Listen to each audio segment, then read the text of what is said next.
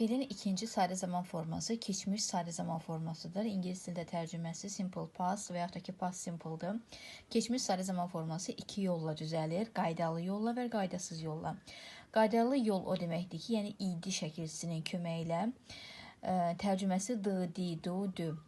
Məsələn, to dance, rəqs etmək məslərindən, feilindən biz to hissəciyini atırıq, dans və üzərinə feil üzərinə id şəkilçisini artırırıq, olur keçmiş sari zaman forması. Bu qaydalı yolla düzəlir. To dance rəqs etmək, danced rəqs edirdi.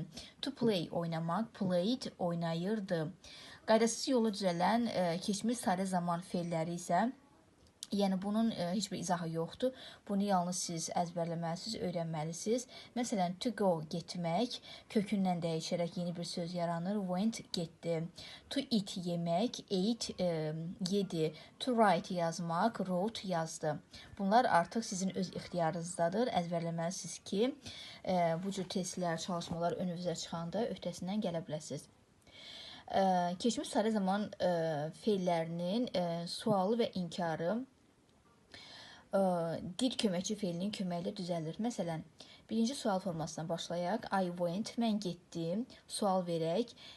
Did I go? Bu zaman dil köməkçi feili cümlənin önünə, yəni ki, həm də mübtədadan önə keçir. Did I go? Mən getdim. Sualı yaranacaqdır.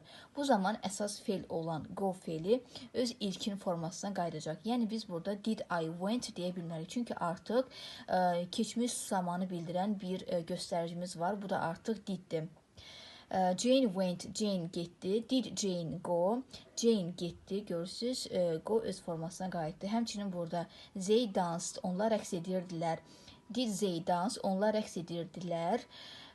Burada dans öz yəni ilkin formasına, əsas məsdər formasına qayıdacaq. Keçmiş sari zamanın inkar forması isə diddən sonra not inkar hissəciyini artırmaqla düzəlir. Did not, qısa forması didn't olacaq. I didn't go. Mən getmirdim. Jane didn't go. Jane getmirdi. Gördünüz? Yenə də burada həmçinin keçmişin əlaməti olan, keçmişi bildirən did olduğuna görə go ilkin formasına, əsas məsdər formasına qayıdacaq. Yəni burada I didn't went deyə bilmərik. Keçmiş sari zamanın zaman zərfləri bunlardır. Yesterday, dünən, last week, last month, last year, yəni lastla bildirən, lastla başlayan sözlər. Keçən həftə, keçən ay, keçən il, nöqtələ, boşluq, daha sonra ago bu deməkdir ki, məsəl üçün 2 years ago, 2 il əvvəl, 5 months ago, 5 ay əvvəl, in 1991, 1991-ci ildə, yəni olduğumuz ildən öncəki illəri bildirirsə, artıq bildiyimiz kimi bu keçmiş zamanı əlaməti olacaq. Daha sonra in my youth, mənim gəncliyimdə, in my childhood, mənim uşaqlığımda.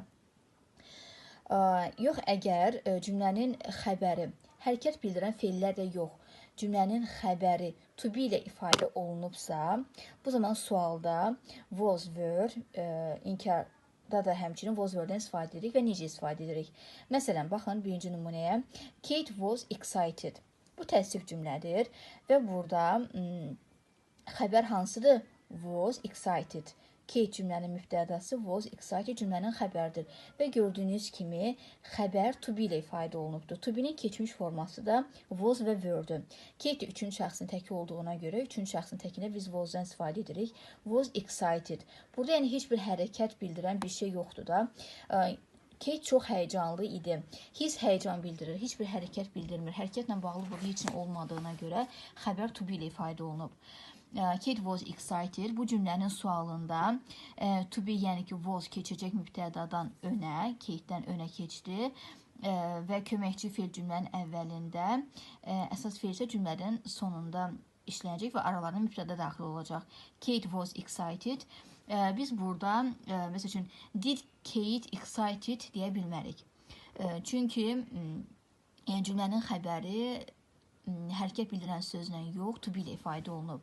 İnkarda isə Kate was not excited olacaq və həmçinin də Kate didn't excited olmaz. Çünki cümlənin xəbəri to be ilə ifadə olunub. İndiki zamanda to be-nin forması am, is, are, keçmiş zamanda was, were-dür. Yəni bu qayda eyni ilə indiki zamanda işlənən, yəni cümlənin indiki zamanda olan cümlənin xəbəri əgər to be ilə ifadə olunubsa, həmin cümlələr də aiddir. Həmin cümlələrdə am, is, are olacaq, keçmiş zamanda isə was, were olacaq.